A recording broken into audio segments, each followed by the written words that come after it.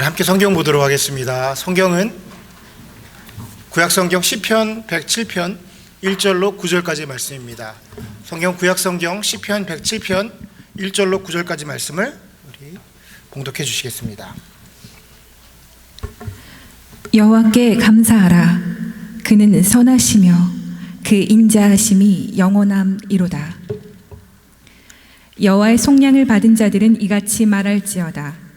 여호와께서 대적의 손에서 그들을 속량하사 동서남북 각 지방에서부터 모으셨도다. 그들이 광야 사막길에서 방황하며 거주할 성읍을 찾지 못하고 줄이고 목이 말라 그들의 영혼이 그들 안에서 피곤하였도다. 이에 그들이 근심 중에 여호와께 부르짖음에 그들의 고통에서 건지시고 또 바른 길로 인도하사 거주할 성읍에 이르게 하셨도다. 여호와의 인자하심과 인생에서 행하신 기적으로 말미암아 그를 찬송할지로다. 그가 사모하는 영혼에게 만족을 주시며 줄인 영혼에게 좋은 것으로 채워주심이로다. 아멘. 오늘 저와 여러분이 나눌 말씀의 제목은 갈망합니다 주 은혜의 단비, 갈망합니다 주 은혜의 단비라는 제목으로 말씀 나누도록 하겠습니다. 제가 설교를 시작하면서 여러분들에게 간단한 생활 정보 하나 전달해 드리도록 하겠습니다. 여러분, 우리가 차를 운행하다 보면은 갑자기 타이어가 파토에 이렇게 빠져가지고 터지기도 하고, 또 시간이 오래 지나서 타이어가 다 소모가 돼가지고 타이어를 교체할 일들이 우리에게는 종종 발생을 합니다. 근데 타이어가요 굉장히 비쌉니다.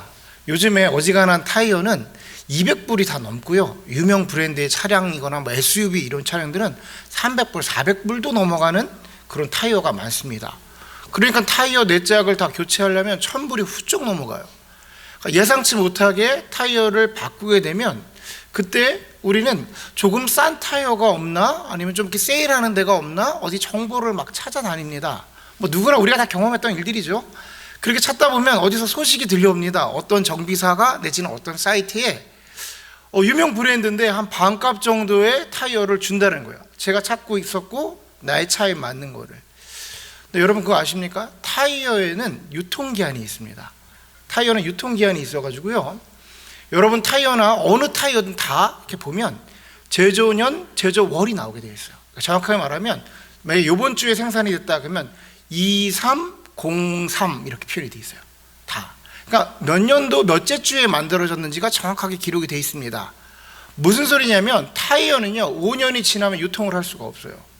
그래서 그것이 아무리 새 것이고 아무리 한 번도 쓰지 않은 타이어도 5년이 지나면 그 고무의 특성을 갖고 있어서 경화작용이 벌어집니다. 경직화 현상이 벌어져요. 우리 고무가 마르는 겁니다. 태양에, 바람에, 공기에 여러 가지 이유에. 그래서 굳어져 버려서 그 성능이 절반도 발휘되지 못해요. 정말 위험한 거죠. 왜냐하면 여러분 생각해 보십시오. 빗길에 고무가 굳어져 버렸다고 생각해 보세요. 타이어가 야들야들해가지고 딱 부드럽게 지면에 착착 달라붙어야 미끄러지지 않는 건데, 경직게 되면은 미끄러워서 착 차가 미끄러 나가기도 하고, 얼음의 빗길에 그렇게 위험 요소들이 발생하게 되는 겁니다. 그러니까 정비사들이 3년에서 4년 정도 지난 타이어, 어차피 시간이 지나면 판매하지 못하는 것을 싸게 팔아버리는 거예요. 여러분, 불법은 아닙니다. 싸게 파니까 편법 같은 거죠. 근데 우리가 모르고 그걸 샀다가 타이어 믿고 있다는 큰 낭패를 보게 된다는 거예요. 이유는 바로 경직화 현상 때문에 그렇습니다. 고무가 가진 동일합니다. 모든 고무는 다 마찬가지예요. 우리 창틀에 틈이 어느 날 아무 이유 없이 벌어져 있다, 고무가 굳어져 버린 거예요. 그리고 차량 하다 와이퍼 이렇게 지나가다 보면 소리가 뻐덕뻐덕 나잖아요. 고무가 굳어져 버려서 그런 겁니다. 굳어져 버리면 그렇게 튕겨나고 소리가 나고 메말라져 버리는 겁니다. 저는 이런 경직화 현상이 고무에만 벌어지나 아마 우리 마음속에, 우리의 신앙에도 동일하게 그 일들이 발생하고 있지 않나라는 생각을 해보게 됐습니다. 여러분, 골프를 좋아하시는 분들은 이 한겨울에도 운동을 하러 골프장에 나갑니다. 한겨울에 밖에서 4시간, 5시간 있는 거 보통 곤욕이 아닌데, 골프를 너무 사랑하는 사람들은 골프를 나라 칩니다. 눈이 와도 칩니다. 근데 그렇게 사랑하시는 분들도 골프를 도저히 못 치는 날이 옵니다. 그게 언제냐면 땅이 얼어붙는 날은 도저히 못 쳐요. 골프의 시작은 티라고 하는 자그마한 나무가 있습니다. 핀 같은 겁니다. 아주 뾰족한 거를 땅에 박고 그 위에 공을 올려놓고 치면서 시작을 하는 거예요. 평상시에는 그 티라는 것이 잔디에 꼽으니 얼마나 삭삭삭 잘 들어가겠습니까? 그런데 겨울이 되면 그게 들어가질 않습니다. 그러니까 경기를 시작할 수가 없는 것이죠. 어떤 분들은 망치 같은 거 갖고 와서 박으면서 시작하십니다. 골프에 진심이신 분들입니다. 그런 분들 망치 같은 거 갖고 와서 박고 시작을 하세요. 그런데 공을 딱 치고 딱 하늘로 날아가다가 땅에 떨어지는 순간 이게 땅이 얼어가지고 사방팔방 얼로 튈지를 모르는 거예요. 그러니까 경기 자체가 안 되는 겁니다. 그 얼어붙은 곳에 뭐가 다 튕겨져 나가고 부딪히고 마찰이 벌어지고 굳어지고 얼어지고 메말라지면 그런 현상이 벌어지게 되는 것이죠. 저는 우리의 신앙 가운데 우리의 마음판이 그럴 때가 있다라는 겁니다. 그럴 수 있다라는 거예요. 이유는 모르겠습니다. 지난번에 말했듯이 그저 우리가 가만히 있었는데 특별한 일을 하지 않았는데 세상에서 불러오는 세상의 풍파가 있습니다. 세상에서 오는 그 열기가 있습니다. 힘듦이 있습니다. 세상의 풍조도 있습니다. 나는 인식하지 못했는데 어느 날 어떤 이유를 통해서 그냥 어느 순간부터 내 마음이 메말라져 가는 거예요. 잘 인식은 하지 못합니다. 그런데 어느 날 하나님의 말씀이 들려오는데 내 마음 가운데 말씀이 튕겨져 나가는 거예요. 여러분, 말씀을 듣지 않는 게 아닙니다. 잘 이해하셔야 돼요. 말씀이 내 삶 속에 있습니다. 가까운 데 있고 주일날 나가서 설교도 듣습니다. 그런데 말씀이 들어왔다가 튕겨져 나가는 거예요. 자리 잡지 못하고 머무르지 않는 겁니다. 성경을 봅니다. 성경을 보고 성경책을 보는데 쭉쭉 성경을 읽어가는데 그 말씀이 내 안에 뿌리 박히지 못하고 간직되지 못하고 튕겨져 나가는 거예요. 문제는 무엇이냐면 그것을 우리가 처음에는 인식하지 못한다는 거예요. 우리는 예배 자리에 나가 있고 우린 신앙인이고 우린 훈련받은 사람이고 언제나 주일마다 교회에 나와서 그렇게 신앙생활을 하니까 그냥 그렇게 말씀을 접하는 게 그렇게 나에게 스며드는 거지, 어떻게 예전 같을 수 있겠어, 어떻게 내가 처음 믿은 사람 같을 수 있겠어, 어떻게 내가 청년 때와 같을 수 있겠어 라고 하면서 넘어갈 때가 있어요. 아닙니다. 여러분, 우리의 마음이 굳어져 버린 거예요. 어떤 이유인지를 알지 못하지만 여러분들의 여러 가지 이유 가운데 우리 마음이 메마르고 강팍하고 그렇게 갈급하게 건조해져 있으니까 말씀이 들어오지는 못하는 거예요. 튕겨져 나갑니다. 이것이 더 큰 문제가 발생하는 건 무엇이냐면 말씀이 들어오지 못하면 예수 그리스도의 복음의 말씀이, 그 하나님의 성령의 말씀이 내 안에 들어오지 못하면 그 말씀의 씨앗인 그 씨앗이 없으면 열매가 맺혀지지 않는 거예요. 성도들 안에는 그 말씀으로 인해서 성령의 역사가 벌어지고 성령의 열매들이 하나씩 맺혀져야 우리 안에서 양성과 사랑과 온유와 평화와 기쁨과 충성이 펼쳐나서 우리 안에 매력이 되는 것이거든요. 그러니까 어느 순간에 내가 인식하지 못하고 있을 때 우리의 메말름이, 그 말씀이 들어오지 못하고 튕겨냄이 곧 내 안에 우리의 냄새를 나게 만든다는 거예요. 매력이 없어지는 겁니다. 지금 이 시대 가운데에 교회를 다니고 있는 우리가, 예수 그리스도를 믿는 우리가 매력이 없으면 안 되거든요. 매력적인 사람이어야 됩니다. 예수의 향기가 나고 그 만날 때마다 그 사람이 너무나도 좋아서 이야기를 하고 싶고 내 마음을 드러내고 그 사람에게 고백하고 싶고 뭔가 나의 삶에 어려운 문제가 있다면 누군가와 얘기하고 싶다면 그 사람은 신앙인들이어야 되는데 우리 안에 우리가 메말라 있으니까 아무도 우리에게 다가오지 않게 되더라라는 거예요. 중요한 건 이렇게 메말릅니다, 튕겨냅니다, 거칠어집니다, 삭막합니다, 이런 일들 가운데 이 문제는 우리의 자력으로는 해결할 수가 없다는 거예요. 이 점을 잘 기억하셔야 됩니다. 어느 순간에 내가 깨닫는 거야. 내가 너무 메말랐네? 내가 하나님 말씀을 들어도 잠깐 반응하지 못하고 그냥 머리로만 이해하고 튕겨져 나가네? 근데 그걸 내가 고쳐보려고 애를 써도 안 됩니다. 우리의 능력으로는 그걸 할 수가 없어요. 방법은 하나입니다. 주 은혜의 단비가 우리에게 내려야 되는 거예요. 그 은혜의 단비가 우리에게 내리면 우리의 메마른 가운데 주님의 성령으로 적시는 놀라운 일들이 벌어지게 됩니다. 그때서야 우리의 마음이 풀리는 거예요. 여러분, 아무리 골프장이 땅땅땅땅 얼어 있다고 하더라도 봄이 와서 봄비가 내리게 되면 그때부터 풀립니다. 풀려나가는 거예요. 그때서야부터 무언가를 하려도 할 수 있는 것이죠. 우리의 메마름도 마찬가지입니다. 주님의 성령의 단비가 우리 가운데 임하여서 그 단비를 통해서 내가 나의 땅이 적셔지고 내가 소프트해지고 주님의 말씀이 간직될 때, 그때서야 비로소 내 안에 열매가 맺혀지게 된다는 것입니다. 자, 오늘의 본문을 보면 시편 7편은 굉장히 유명한 구절입니다. 우리가 흔히 시편에 대해서 생각할 때 시편은 다윗이 쓴 시잖아 라고 생각을 하는데, 다윗을 비롯한 그 후대에 많은 신앙인들이 기록한 시가 시편입니다. 그러니까 다윗만이 기록한 것은 아닙니다. 오늘은 그 표제를 보면 제5권이라고 표현되어 있어요. 무슨 냐면 시편에 있어서 마지막 부분입니다. 흔히 오늘 본문은 학자들이 이야기하기로 바벨론 포로기를 마치고 돌아온 이스라엘 백성들을 향해서, 또한 하나님이 그 바벨론 포로기를 마치고 돌아온 이들을 향해서 하나님이 공급하시는 은혜를 너무나도 감사하여서 하나님께 찬양한 시라고 이야기를 합니다.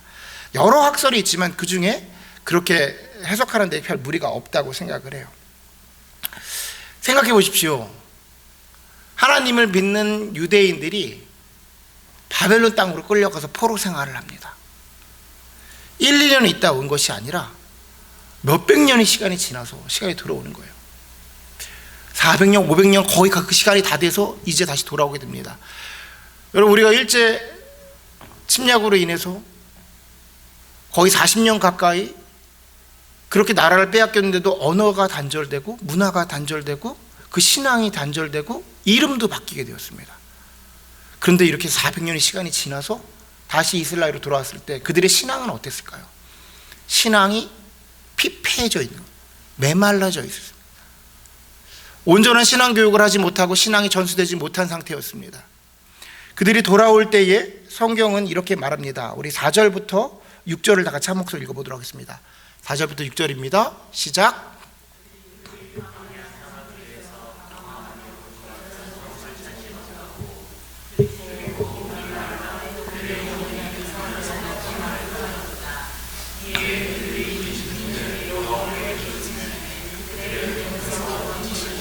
아멘. 또 바른 길로 인도하사 거주할 성읍에 이르게 하셨도다 라고 말합니다. 우리 9절 다 같이 한 목소리 읽습니다. 9절 시작. 그가 사모하는 영혼에게 만족을 주시며 줄인 영혼에게 좋은 것으로 채워주심이로다. 아멘. 우리가 오늘 읽은 것처럼 그들이 광야 사막길에서 방황하며 거주할 때에 5절입니다. 줄이고 목말라 그들의 영혼의 안에서 피곤할 때에, 우리가 세상을 살아갈 때 세상이 우리에게 주는 것은 잠시 잠깐 뭔가 달콤한 것을 주는 것 같습니다. 근데 갈증이 날 때에 탄산음료를 먹으면 그 순간에 너무나도 청량감이 있고 모든 것이 다 해결된 것 같지만 그것으로 인하여서 더 우리에게 메마른 갈증이 다가옴을 우리는 알고 있습니다. 세상에서 주는 행복이 있습니다. 여러분, 세상에 주는 쾌락도 있습니다. 세상에서 주는 즐거움이 있습니다. 부인할 수가 없습니다. 근데 그것이 나의 영혼의 기쁨은 아닙니다.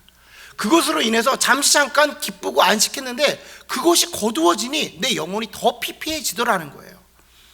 내 영혼이 날로 날로 피폐해지더라는 거예요. 여러분, 지금 이 시대를 바라보십시오. 그렇게 풍요롭고 많은 것이 갖추어졌는데 공황장애, 우울증, 정신질환 여러 가지 일들이 더욱더 팽배해지고 있단 말이죠. 이것을 설명할 방법이 없습니다. 잠시 잠깐 세상이 그런 것을 주어서 행복이라고 여겼는지 모르지만 그것이 거두어지는 순간 불안한 거예요. 내가 지금 누리고 있는 행복마저도 이게 거두어지면 어떡할까라고 불안한 겁니다. 그러니까 그 마음속에 진정한 평안을 누리지 못하니 계속해서 심령이 메말라져 가는 겁니다. 근데 이것이 믿는 우리까지도 그러하더라는 거예요. 세상 사람들은 그런 구조 속에 있으니 어쩔 수 없다 하더라도 진정한 평안을 주시고 세상의 평안이 아니요 세상이 줄 수 없는 평안을 너에게 주리라 말씀하신 그 혜택을 누리고 있는 우리마저도 메말라가고 강팍해져가고 우리가 건조해져가고 있더라는 겁니다. 그들의 마음이 오늘 본문에 나온 사람들과 마찬가지입니다. 광야 사막길에서 방황하는 것 같다. 여러분, 얼마나 건조할까요? 머릿속으로 한번 그 땅을 생각해 보십시오. 말라서 땅이 쩍쩍쩍쩍 갈라지는데 거기 내가 갈증이 나고 있다고 생각해 보십시오. 그런 광야길을 걸어왔다라는 겁니다. 자, 목이 말라 그 영혼이 그들 안에서 피곤하여 더 이상 기댈 데가 없는 거예요. 그때 그들이 할 수 있었던 것이 무엇이냐면 그들이 여호와를 부르짖음에 그 고통에서 건져주셨다. 아멘. 아멘. 그래도 이스라엘 백성은 이스라엘 백성입니다. 여러분, 그래도 우리는 성도입니다. 우리가 비록 말씀에서 멀어지고 우리의 마음이 강팍해질 수도 있고 세상의 풍파 가운데 우리가 건조해질 수는 있다 하더라도 주님의 보혈의 피로 건진받은 성도의 힘을 잊으시면 안 됩니다. 우리가 바라볼 표대는 있다라는 거예요. 그때 우리가 주님께 부르짖으니, 바로 9절입니다. 그가 사모하는 영혼에게 만족을 주시며 줄인 영혼에게 좋은 것으로 채워주심이로다. 아멘. 우리가 붙잡아야 되는 것이 이것입니다. 여러분, 하나님이 우리를 바라보시면서 여러 가지 마음을 우리에게 알려주실 텐데, 첫 번째 우리가 기억해야 되는 것은 뭐냐면, 성경의 이 모든 것은 다 하나님이 무엇을 하시기 위해서냐면 우리로 하여금 회복해 하기 위함이에요. 회복해 하기 위함입니다. 그 아들의 신분을 회복시켜주기 위함인 거예요. 내가 너를 창조한 그 모습 그대로 회복시키시리라는 거예요. 이 점을 우리가 기억해야 되는 겁니다. 하나님은 공의의 하나님이시기도 합니다. 벌을 주시기도 하고요, 너무나도 무섭게 우리를 몰아치시기도 하지만 그 궁극적인 이유는 다 회복시키기 위함이십니다. 이 마음을 우리가 갖고 있어야 돼요. 자, 이스라엘 백성들은 교육을 통해서, 여러 가지 신앙의 선배들을 통해서, 여러 가지 신앙의 조상들을 통해서 갖고 있었던 건 무엇이냐면, 우리가 아무리 메마르다 하더라도 우리가 바라볼 것은 아버지를 향하여 부르짖어야 된다는 거예요. 여러분, 우리에게 동일합니다. 우리도 부르짖을 수 있는 대상이 있다라는 거예요. 메마른 심령을 가지고 있을 때 우리가 기억해야 되는 것은 바로 이 9절입니다. 갈급한 마음으로 주님의 은혜의 단비를 구하면 주님은 부어주시는 분이라는 거예요. 아멘. 자, 우리의 시간대는 아닐 수 있습니다. 여러분, 우리가 막 그걸 조른다고 내가 원하는 시간대는 아닐 수 있습니다. 그건 모릅니다. 확실한 건 여러분이 기억하셔야 되는 건 이거예요. 그분은 부어주시는 분이고, 그분은 지금도 나의 회복을 원하시는 분이며, 그분은 그 회복을 위해서 독생자 예수 그리스도를 우리에게 보내주신 분이라는 거예요. 이것을 믿어야, 이것을 간직해야 다른 부분이 흔들리지 않습니다. 여러분, 하나님이 무엇을 더 주십니까? 우린 자꾸만 하나님에게 무엇을 구합니다. 저도 구합니다. 여러분, 무언가를 구하죠. 삶을 살아가니까, 필요하니까. 그런데 하나님 입장에서 보면, 야, 나 아들까지도 줬어. 나 다 줬어.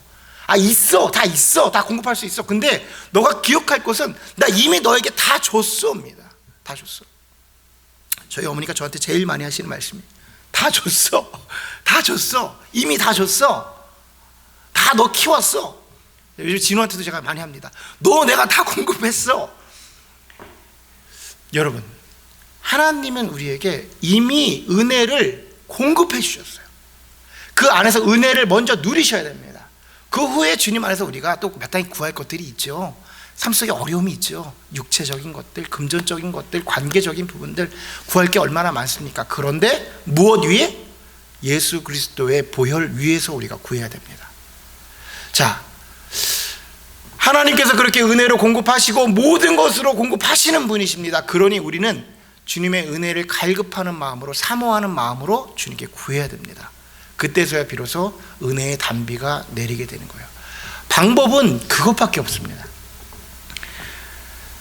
우리가 어느 날 제가 신앙생활을 보니까, 여러분, 저 여기 신앙의 선배님들도 많으신데 제 신앙을 이야기해 보겠습니다. 성경을 보는데 성경이 튕겨져 나가는 거예요. 목사가 뭐 성경 보는 일, 그리고 신앙서적 보는 일 외에 뭐 특별한 무슨 일이 있겠습니까? 말씀을, 설교를 준비하는데 말씀이 튕겨져 나가는 거예요. 이게 무슨 소리냐면, 성경이 텍스트로 오는 거예요. 텍스트북처럼 느껴지는 겁니다. 성경은 은혜의 책이잖아요. 하나님의 감동으로 쓰여졌잖아요. 성경을 읽을 때 하나님의 감동을 주셔야 이렇게 하나님의 감동으로 여러분에게 설교를 할 거 아닙니까? 근데 텍스트북으로 읽고 있으면 지식을 가져와서 지식을 전달하잖아요. 그럼 제가 튕겨나가는 것처럼 여러분도 튕겨나가요. 성경은, 설교는 하나님의 은혜 가운데 전달되어야지 여러분 마음속에 들어가는 건데, 동일하게 저에게 또 말씀을 읽을 때 어느 날 보니까 알겠어. 이거 아는 내용이야. 다 튕겨져 나가더라는 거예요. 근데 예전에는 오병이어의 역사 기사를 읽으면, 야, 어떻게 그 어린아이가 자기가 먹는 그 점심에 모든 것을 하나님께 바쳐서 그 물고기 2마리와 보리떡 5개를 가지고 5,000명이 다 먹을 수 있나? 하나님, 나도 이런 마음에 헌신하겠습니다. 제가 막 그 장면이 기억나거든요. 하나님 앞에 기도하면서. 근데 이제는 오병이어의 사건을 읽으면, 그렇지, 이런 일이 있었지. 뭐 한 2만 명 정도 됐었고, 거기는 이렇게 모일 수 있었나? 실제로 그렇게 막 여러 가지 분석하는 거 있잖아요. 로마 치하에 있었는데 이거 2만 명이 모이면 이거 때려잡히는 거 아니야? 이거 이렇게 해석해도 되나? 막 이렇게 접근하는 거예요. 그런 게 뭐가 중요해? 뭐 그거 내가 발견했다고 달라질 것도 아니잖아요. 내 마음 가운데 하나님의 은혜가 있으면, 하나님, 나도 내가 갖고 있는 거 비록 보리떡 5개밖에 안 되지만 이것을 통해서 하나님께 바친다면 하나님 제발 사용해 줄 수 있겠습니까? 제 20살 때 그 헌신을 드렸거든요. 근데 이제는 성경을 이걸 이렇게 성도들한테 말해도 되나? 그럼 다르게 느끼지 않을까? 막 머릿속으로 계산하는 거예요. 은혜가 튕겨져 나가더라는 거예요. 때로는 제가 설교를 듣습니다. 여러분도 여러분 유튜브를 통해서 설교를 들을 수 있는데, 설교를 들으면 그 마음속에 예전에는 설교 하나 들으면 부흥 강사님들이 얼마나 말씀을 잘 전하는지, 그 말씀 한 말씀을 붙잡고 몇 달, 1년, 2년을 붙잡고 살았는지 모르겠어요. 근데 이제 설교를 들으면 직업병이어서 그런지 모르고, 목사님 이런 식으로 접근하면 안 되는데 이거 너무 이렇게 강하게 밀어붙이는 거 아닌가 모르겠네. 나는 다음부터 이렇게 말하면 안 되겠다, 이런 거 조심해서 이렇게 말해, 이렇게만 설교를 분석하는 거예요. 가만히 생각해 보니까 말씀이 없는 게 아닙니다. 우리 주변에 말씀이 없는 게 아니에요. 말씀이 엄청 많은데 그 말씀을 간직하고 있는 우리가 없는 거야. 튕겨져 버리는 겁니다. 말씀을 홍수와 같이 퍼붓는데 아무리 홍수와 같이 퍼부어도 내 마음이 강팍해져 있으면, 메말라져 있으면 그 어른 땅에 꼴풍이 튕겨져 나가는 것처럼 말씀이 튕겨져 나가버린다는 거죠. 여러분, 우리 삶 가운데 정말 말씀이 없습니까? 우리가 성경을 안 보나요? 아니죠. 우리에게 많은 말씀이 필요합니까? 매주 새로운 말씀이 필요합니까? 하나님의 말씀 한 구절, 한 단어만 있어도 충분합니다. 그 말씀이 내 안에 들어와서 간직되고 씨앗이 되고 열매 맺혀져서 그 안에서 성령의 열매 맺힘으로 나아가서 그 말씀을 전하고 전달하고 우리 삶을 드러낼 때에 그것이 영향력 있는 삶이 되어진다는 거예요. 우리의 마음을 녹여내야 됩니다. 우리가 할 수가 없어요. 우리가 무릎 꿇어 할 수 있는 것은 무엇이냐면, 주님, 그 은혜의 단비로 나를 녹여주십시오. 이 시간 그 은혜의 단비로 내게 부어주십시오. 근데 여러분, 잊지 마십시오. 갈망하는 마음에 나가야 됩니다. 이런 기도는 누구도 할 수 있어요. 우린 학습된 사람들입니다. 사모합니다. 사모함은요, 행동이 수반되지 않으면 할 수가 없는 거예요. 갈망하면요, 갈급하면요, 우리가 행동이 수반되지 않으면 할 수가 없는 거예요. 그냥 이 자리에 앉아서 백날 첫날 주님 갈급합니다, 갈급합니다, 갈급합니다 기도한다고 되어지는 게 아니에요. 기도뿐만 아니라 다른 것도 해야 됩니다. 어느 수도원에 나이기 든 수도사가 마른 땅을 이렇게 삽으로 밭을 막 갈구셨어요. 마른 땅을 막 삽으로 파니 얼마나 힘들었겠습니까? 탕탕 소리가 나고 잘 패이지도 않고 나이가 든 수도사니까 힘도 들어 보였습니다. 지나가던 젊은 수도사가 뭔가 좀 교만된 마음으로 속으로 이런 생각을 했어요. 비가 오면 자동적으로 풀릴 건데 왜 저러고 있나? 저 무지고 저렇게 할 필요가 있나? 라고 하는 거예요. 나이 든 수도사가 그 젊은 수도사를 부릅니다. 그러면서 얘기하는 거예요. 그 마른 땅에 물을 갖고 와서 한번 부어보라고 얘기해요. 젊은 수도사가 이렇게 물을 들어서 땅에 붓습니다. 여러분, 마른 땅에 물을 확 부으면 어떻게 되죠? 막 번져나가면. 너무 메마른 땅은요, 물이 흡수를 못해요. 그래서 막 옆으로 흘러나가지고 또나가 빠져나가는 거예요. 물이 땅에 하나도 흡수가 되지 않았습니다. 그런데 자신이 이렇게 그래서 밭을 고른 위에 물을 부어보라고 말합니다. 그때 물을 부었더니 그 땅에 물이 스며드는 거예요. 여러분, 은혜의 단비는 언제 올지 모릅니다. 우린 갈급하지만 하나님 언제 부을지는 몰라요. 근데 은혜의 단비가 임했을 때 우리는 어떤 마음으로 준비되냐면, 나의 마음밭을 갈고 있어야 되는 거예요. 어렵습니다. 그 마른 땅에 삽질을 하는 것 같이 어려워요. 그러나 우리의 마음가짐은 주님의 은혜의 단비를 사모하며 그 단비를 단 한 방울도 놓치지 않겠다라는 마음 가운데 내 마음을 갈아엎고 있어야 돼요. 지난주에 그런 얘기를 여러분에게 전해드렸습니다. 우리는 이전 것은 지나가고 새 것이 된 사람들이에요. 근데 그 새 것도 아까 말한 것처럼 고무와 같이, 타이어와 같이 가만히 두면요, 굳어져 버리는 거예요. 새 것이었습니다. 근데 세상의 풍파에 의해서, 여러 가지 이유에 의해서 우리가 오염되더라라는 거예요. 그렇기 때문에 우리는 우리의 신앙을 보수하기 위해서, 관리하기 위해서 정기적으로 우리의 신앙을 관리해야 됩니다. 철야 기도를 해야 되면 철야 기도도 해야 됩니다. 특별 새벽 기도를 하면 특별 새벽 기도 해야 됩니다. 금식기도 필요하다면 우리는 금식기도도 해야 되고요. 선교, 우리 신앙을 위해서, 하나님의 복음을 위해서 나갈 수 있으면 나가야 됩니다. 우리가 할 수 있는 부분이 있다면 작정이어서 그 일들을 해내야 됩니다. 가만히 있다고 내가 새 것이 됐으니까 지금부터 건들지 않으면 깨끗해지겠지, 그렇지 않습니다. 우리는 고장나고 부패되고 무너지더라라는 거예요. 우리가 무엇을 하냐면 각자 스스로 여러분의 환경 가운데에 밭을 갈아내야 돼요. 은혜의 단비는 분명히 임합니다. 오늘 본문에 보니까 줄인 자들에게, 사모하는 영혼에게 만족을 주시며 줄인 영혼에게 좋은 것으로 채우심이라. 이건 약속입니다. 하나님은 우리를 회복시키실 겁니다. 분명 은혜의 단비를 부으실 텐데 그때 혹여 우리의 마음이 너무 강박하고 너무 메말라서 흘러져 버리고 튕겨져 나가는 건 아니라는 거예요. 아니 목사님, 아까 전에 어른 땅이 비가 오면 다 풀린다고 했잖아요. 성경 속에서 여러분 사울이라는 인물이 있습니다. 여러분 가론 유다라는 인물이 있습니다. 여러분 그들에게 하나님이 기회를 안 주셨습니까? 뭐 이야기를 알고 계신 분도 있고 처음 들으신 분도 있겠지만 사울 왕은 하나님이 선택하셨습니다. 하나님이 사랑하셨고 인정하셨습니다. 그가 마음이 강팍해지기 시작합니다. 메마르기 시작합니다. 어디까지 가는지 모르겠습니다. 한도 끝도 없이 갑니다. 그 교만과 자기 사랑과 자기 중심이 끝도 없이 가요. 마지막에 하나님이 그에게 기회를 끝까지 안 주시던가요? 아닙니다. 선지자를 보내서 그에게 기회를 주시고 여러 번 기회를 주셨는데 그의 선택은 그 강팍함으로 밭을 갈아엎지 못하고 은혜가 내릴 때에 그것을 거부해 버립니다. 여러분 가론 유다에게 예수님이 기회를 주시지 않았습니까? 같이 떡을 떼는 자에게 그에게 기회를 계속 주면서 성만찬을 하면서 계속해서 그에게 기회를 주셨습니다. 동시에 그때에 여러분 베드로도 동일한 상황 가운데 있었고 가론 유다도 동일한 상황 가운데 있었는데 동일한 기회가 주어졌을 때 베드로는 자신의 심령을 뒤집으면서 하나님께 자복하며 기도하면서 하나님께 나아가서 하나님의 제자로서 일들을 감당하게 되고 가론 유다는 죽을 때도 자신이 자신의 죽음을 선택해 버립니다. 아무리 은혜의 단비가 내려도 준비가 되지 않은 사람들에게 그것을 튕겨서 나가게 된다는 거예요.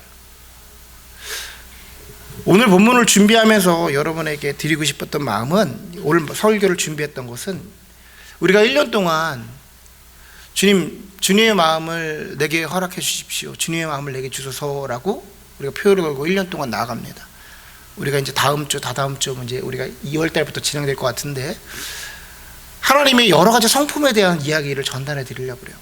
하나님이 우리에 향한 마음을 전달해 드리려고 합니다. 주제별로 우리가 준비를 하려고 그래요.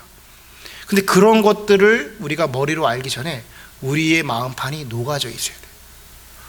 여러분 1년이라는 동안 그 하나님을 배워가고 하나님을 알아가고 그 예수 그리스도의 씨앗이 우리에게 담겨질 때 우리 마음이 메말라 있다면 그 머릿속으로 그 하나의 정보를 또 하나 듣는 게 무엇이 그리 중요합니까? 그런데 그 모든 것들이 12개월 동안 지나가는데 한 가지만 하나님의 마음을 알았더라면, 한 가지만 우리에게 간직했다면 그것만 해도 성공인 겁니다. 우리의 마음이 녹아져 하나님은 사랑이시다 하나만 간직하셔도 여러분 평생 살아가면서 더 다른 거 필요 없을 수도 있어요. 하나님이 그 사랑의 눈으로 나를 바라보고 계십니다 하나만 내 마음속에 정말 녹아내린다면, 그것이 열매로 맺혀진다면, 두 가지를 기억하시기 바랍니다. 우리가 하나님에게 은혜의 단비를 갈급하고 구해야 되는 거예요. 각자의 기도의 자리에서 갈급한 심령으로 주님 그 은혜의 단비를 부어주셔야 제가 회복될 수 있습니다. 주님, 저 안에 메마름이 있어서 내가 예수를 이야기하는데도, 내가 신앙생활을 하는데도 내 안에 열매가 맺혀지지 못하고 내 주변에 열매가 맺혀지지 못합니다. 저와 여러분 그리고 모든 교회들은 이 부분에 대해서 아주 철저하게 고민해 봐야 될 것입니다. 세상이 교회를 손가락질을 많이 합니다. 이게 사단과 세상과의 어떤 마찰이 있어서 하나님의 진리를 수호하기 위해서 손가락질을 당하는 게 아니라 그저 우리가 예수 그리스도의 매력이 없어서 그냥 내 안에 메마름으로 그 메마름을 가지고 일을 하다 보니 나타나는 현상일 수 있습니다. 교회 안에서도 우리가 메마를 수 있습니다. 우리 안에 서로가 서로를 위로해주고 품어주고 용서해주고 긍휼로 그 사람들 위해서 중보해주고 이런 공동체가 되어야 되는데 메말르니까, 신앙생활에 연륜이 있으니까, 알고 있는 것은 있으니까 입으로 정죄하게 되고 판단하게 됩니다. 비방하게 되고. 내 안에 열매가 맺혀지게 되면 성령의 열매는 하나님의 마음이어서 긍휼의 마음으로 상대를 바라보게 되는 것입니다. 이건 성숙한 신앙인이에요. 성숙한 신앙인에게 나오는 게 무엇이냐면 긍휼과 사랑입니다. 성숙하지 못한 신앙인에게 나오는 것은 비평과 판단과 정죄입니다. 정죄가 너무 쉬워요, 여러분. 왜냐하면 우리는 알고 있는 게 너무 많습니다. 어떤 현상을 바라봤을 때, 누군가를 바라봤을 때 잘못된 거를 기가 막히게 발견해요. 틀리지 않았습니다. 잘못했을 거예요, 분명히. 그거 살아오면서 여러분 안에서 판단한 거니까. 그런데 그 이전에 하나님의 마음으로, 긍휼의 마음으로 그 사람에게 다가가야 됩니다. 무언가를 전하라는 게 아니라 그 사람의 이야기를 들어줘야 되는 겁니다. 아무리 말하고 싶어도 말하지 말고 긍휼의 마음으로 들어줘야 됩니다. 그때서야 비로소 우리 안에 사랑의 공동체, 하나님이 함께 하시는 공동체가 만들어지게 되는 것입니다. 첫째는 우리에게 그 은혜의 단비가 있어야 됩니다. 이 시간 여러분에게 성령님께서 우리의 메마름을 깨닫게 해주시는, 우리를 조명케 해주시는 역사가 있기를 원합니다. 우리는 모를 때가 있습니다. 사울도 몰랐고 가룟 유다도 자기의 길이 옳은 줄 알았습니다. 우리도 그럴 때가 있습니다, 여러분. 우리가 인식하지 못할 때 오직 성령 하나님께서 이 시간 우리를 조명하여 주셔서 우리의 마음이 예전 같지 않게 많이 메말라 있고 주님의 말씀을 들어도 내 안에 간직하지 못하고 있는 연약한 심령임을 주님께 고백해야 됩니다. 그것이 실제의 문제로 여겨졌을 때 우리는 갈급한 심령으로 주님께 구해야 됩니다. 주님, 이 시간 그 은혜의 단비를 내게 부어주셔야 합니다. 주님, 그 은혜의 단비가 있어야 내 마음이 녹여져 주님의 예수 그리스도의 참다운 말씀의 복음의 씨앗을 내 안에 간직할 수가 있습니다. 주님, 성령 하나님, 그 은혜의 단비를 부어주십시오. 기도해야 됩니다. 더 나아가 우리의 갈망을 주님께 보일 때 우리의 밭을 갈아엎으셔야 돼요. 무엇이라 여러분에게 지정할 수는 없습니다. 여러분이 지난주에도 여러분이 하나님께 결단했던 것들이 있으셨어요. 올 한 해에는 내지는 앞으로 신앙생활 하면서 주님, 내가 이것은 꼭 지키겠습니다. 결단했던 부분이 있으시리라 믿습니다. 그것으로 기도의 자리에서, 말씀의 자리에서, 예배의 자리에서 우리의 밭을 갈고 있어야 됩니다. 구원에 있어서는 그 구원은 하나님께서 우리를 다 인도해 가십니다. 전적으로 주님이 하십니다. 그런데 신앙생활은요, 믿음의 자녀들은요, 하나님 우리와 함께 하시기 원합니다. 동역하시기 원합니다. 하나님이 우리와 함께 하시기를 원하신다는 거예요. 이 점 잊지 마십시오. 우리는 구원 받았습니다. 하나님 자녀입니다. 그래서 구원은 하나님이 하시는 거예요. 우리의 어떤 의지로, 어떤 노력으로 할 수 있는 게 아닙니다. 그건 하나님이 하시는 겁니다. 그리고 우리는 구원받은 우리들입니다. 근데 하나님의 자녀들에게는 하나님 뭘 하시기 원하시냐면 함께 하시기 원하세요. 그 일들을 내가 줄인 자에게, 그 영혼에게 좋은 곳으로 채워줄 거야. 내가 약속했잖아. 너희들은 준비하며 밭을 갈고 있어라. 주님께서 우리에게 제2의, 제3의 부흥의 물결로 성령의 은혜를 부어주실 겁니다. 이건 약속입니다. 주님, 그 은혜의 단비를 한 방울도 놓치지 않으려는 갈망이 우리에게 있어야 됩니다. 사실 그 은혜의 단비는 한 방울만 있어도 됩니다. 그 단비를 놓치지 않으려는 준비가 우리에게 필요합니다. 주님, 부어주십시오. 제가 여기 있겠습니다. 주님, 부어주십시오. 주님, 놓치지 않겠습니다. 주님, 말씀하십시오. 그 말씀을 내 안에, 내 심령 가운데 간직하겠습니다. 고백하시는 저와 여러분이 되기를 간절히 소원합니다. 아멘. 우리 이 시간에 찬양